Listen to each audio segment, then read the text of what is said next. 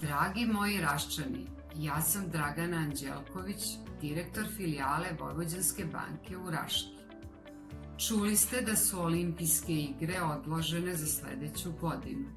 Mi u Vojvođanskoj banci, koja je zvanični sponzor olimpijskog tima, nestrpljivo smo iščekivali početak olimpijskih igara, ali izgleda sada ćemo morati da budemo strpljivi.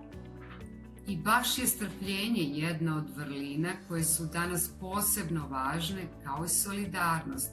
Zato nađite se svojim starijim komšijama i rođacima koliko možete u ovim teškim trenucima.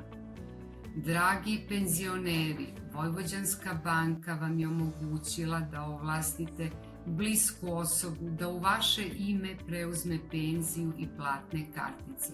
Iskoristite tu mogućnost. Iako tako deluje, svet ipak nije stao i svesni smo da morate da plaćate komunalne račune i slično. Ali zato postoji rešenje bez odlaska u banku. Registrujte nalog za e-banking na svom računaru ili instalirajte e-banking aplikaciju na svom telefonu i plaćajte račune sasvim bezbedno 24 sata dnevno, 7 dana nedeljno. I to nije sve, tako su manje provizije i do 70%. Uputstvo kako da se registrujete pronađite na sajtu Vojvođanske banke voban.rs.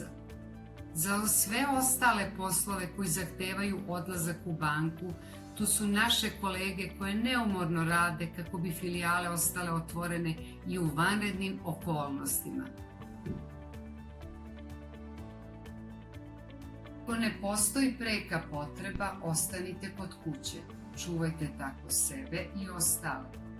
Probajte da nađete radost u malim stvarima, omiljenim filmovima, knjigama, u trenucima koje provodite s najmilijima. I samo zamislite koliko će nam svima biti drago kada se sve ovo napokon završi.